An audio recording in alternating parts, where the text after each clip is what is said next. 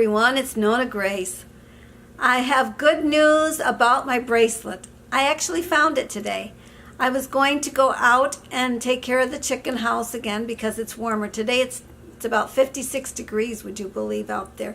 The ice has been falling off the roof and crashing on the deck, and it's making a lot of noise.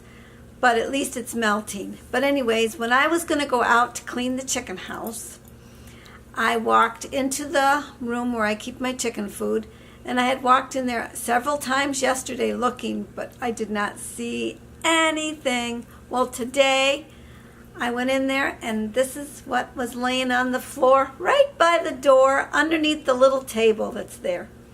And I know when I walked in and walked out I should have seen it, but apparently I didn't.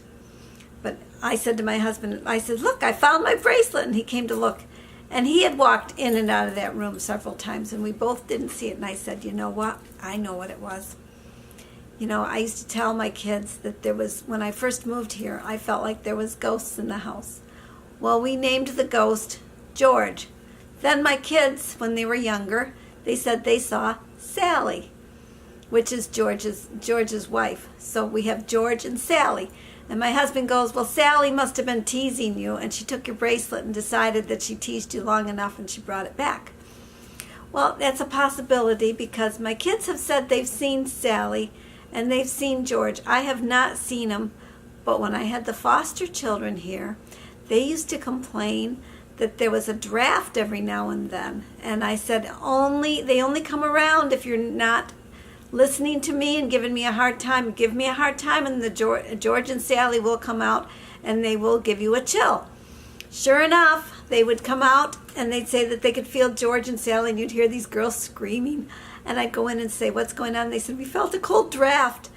And it probably was George or Sally. And I said, "Well, you have to stop your nonsense. Otherwise, George and Sally will keep visiting you. You don't want them to visit you. You just have to listen and stop your nonsense," as I said. So they would straighten up because they didn't want George or Sally. So I don't know if you have a ghost in your house or not, but I feel like we have one in this old house. This is an old house. So if Sally was playing jokes on me, she brought it back, and I'm glad because I really was missing this bracelet. That's it today. We'll have a little ghost story, I guess. But they're good ghosts. It's like Casper the friendly ghost. These are George and Sally, the friendly ghosts. So you have a good evening, and I will talk to you at another time. So bye.